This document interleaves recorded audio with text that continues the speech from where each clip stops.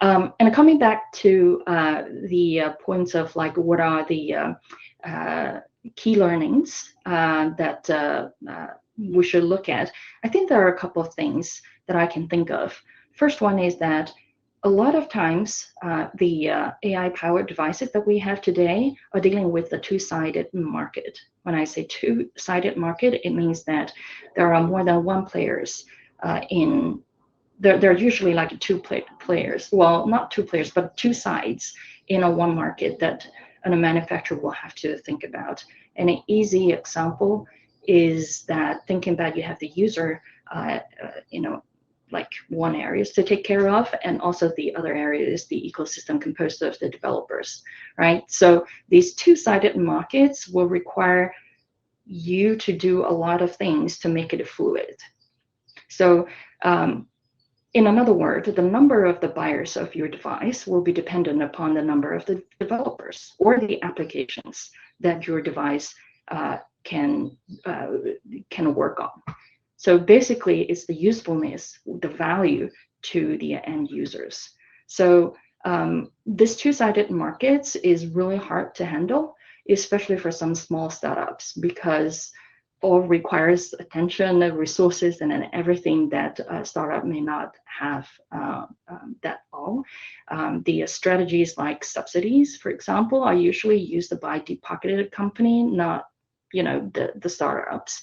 But again, when you compete with a deep-pocketed company that have possibility of doing like really deep subsidy, then you will have to think about like how do you deal with that to make sure that you have this balanced kind of in the system. Another thing I want to talk about is the kind of the product itself. So Bei, you mentioned about Google Gladia. That's also something that in the first place, I don't know why they launched that. I don't think that companies should launch something that seems to be hot, but really you have to ask, like, do you have the gene of doing that? So that gives me the thoughts of like,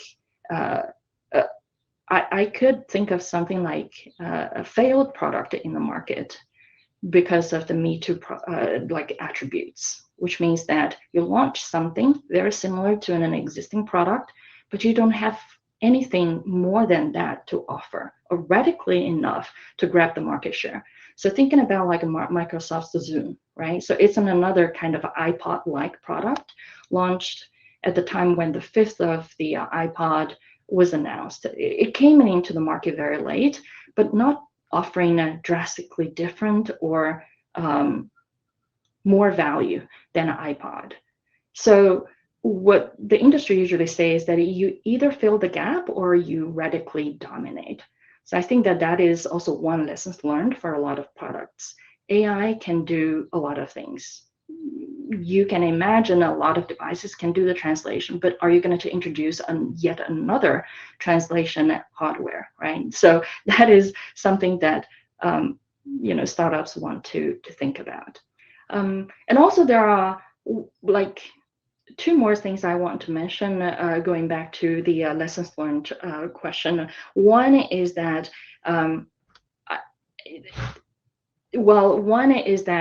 that like a lot of times we know that AI create magic, and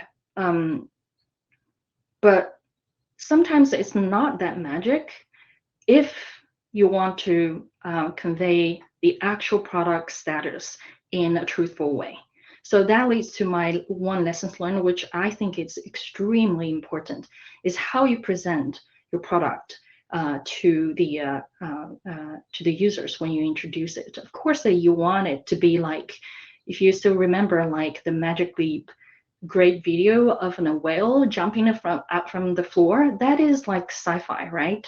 I believe that you definitely will see that one day, or probably have already seen it with the XR devices, right?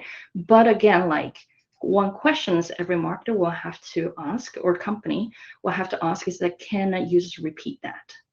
If something is not repeatable, you don't want to show that and to mislead the users that this can be achieved.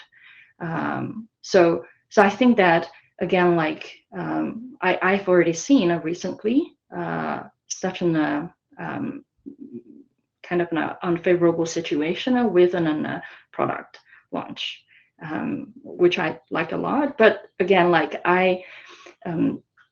it is the Gemini launch where is it the Gemini or it's like great showcasing of the capability of the AI.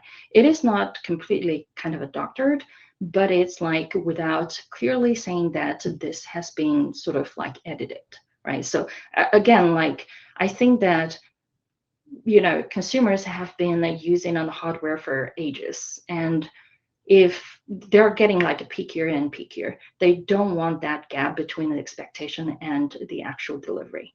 So this like don't use misleading assets is one kind of a lessons I want to talk about. Another one of which I know that is very true, the thinking of a lot of people is that how you onboard users, how you create something novel, innovative, but it's kind of like effortless for the users. Again, I have this theory of like, okay, so people are lazy. Not to say like they don't want to learn things, but they're learning every day on a lot of things.